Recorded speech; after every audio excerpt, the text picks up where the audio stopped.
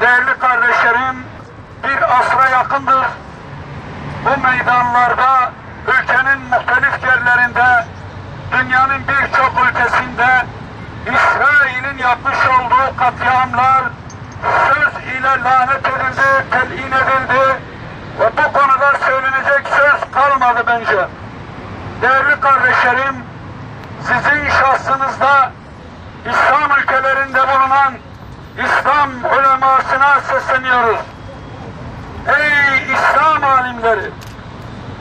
Bugün kanı en ucuz olarak Müslümanların kabul edildiği, dünya müstekbir kafirlerinin çıkarmış oldukları silahları Müslümanların evleri üzerine, toplulukları üzerine, camileri üzerine denildiğinden gerçekten hiçbir harekete geçecek, namuslu bir adım atacak, bu ümmeti ayaklandıracak, halktan da ta Filistin özgürlüğüne kavuşuncaya kadar yerine oturmayan İslam alimleri hangi günü bekliyorlar, hangi talimatı bekliyorlar? Tekbir! Allahu Ekber! Tekbir! Allahu Ekber! Tekbir! Allahu Ekber! Ey İslam alimleri! Ey muazzam ve aziz alimlerimiz! Allah-u Teala Hazreti Adem zamanında, Hazreti Nuh zamanında, Hazreti İbrahim Aleyhisselam zamanında, Hazreti Musa Aleyhisselam zamanında, Hazreti İsa Aleyhisselam zamanında, Hazreti Muhammed Mustafa Aleyhisselatü Vesselam Efendimiz Hazretlerinin zamanındaki gücünde, Allah'ın gücü ve kudretinden haşası mahaşa şüphe mi ediyoruz?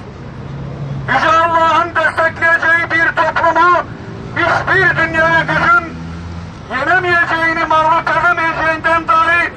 edemeyeceğine dair şüphemiz mi var?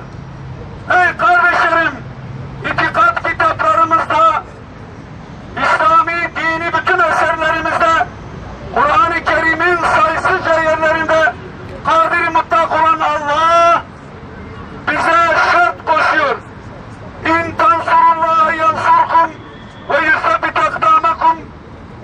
Eğer siz Allah'ın dinine yardım ederseniz Allah da size yardım eder ve sizin ayaklarınızı sabit kılar.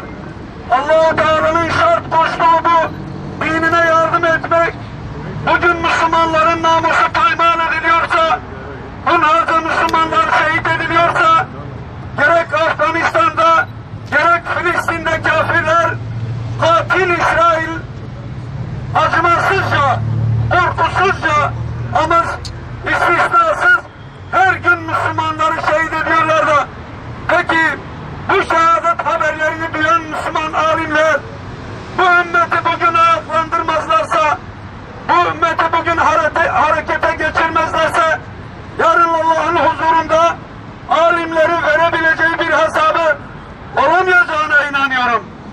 Ey İslam ülkelerinin yöneticileri, ey siyasi partilerin yöneticileri, eğer bugün bu şehadet haberlerine karşı partilerinizi harekete geçirmiyorsanız, İslam ülkelerinin başındaki yöneticiler, Müslümanların bu şehadetlerine karşı sessiz kalıyorsanız, yarın mahşerde azab-ı kerim, Allah-u Teala'nın büyük azabına karşı, ümmetin de size karşı sessiz kalacağını şimdiden biliniz.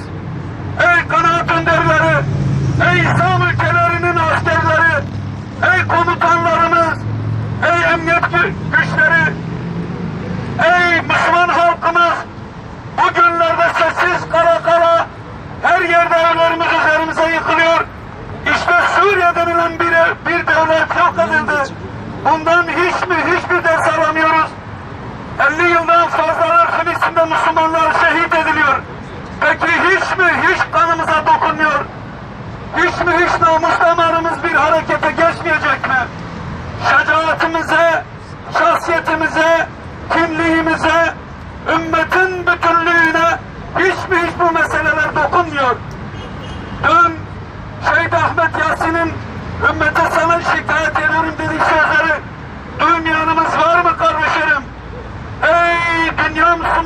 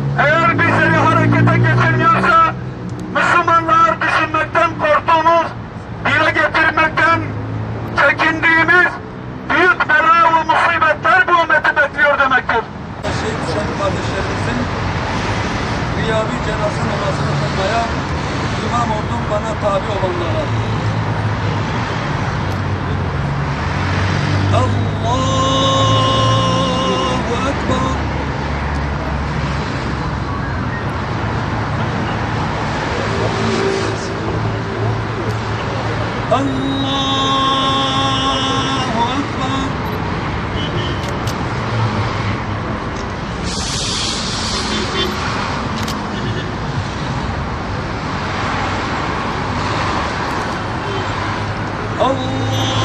Allahu Ekber.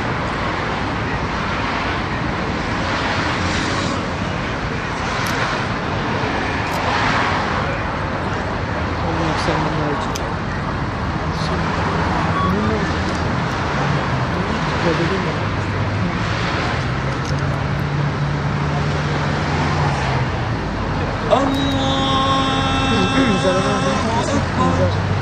Esselamu Aleyküm ve Rahmetullah. Esselamu Aleyküm ve Rahmetullah. Rıdan lillahi Teala'l-Fatiha.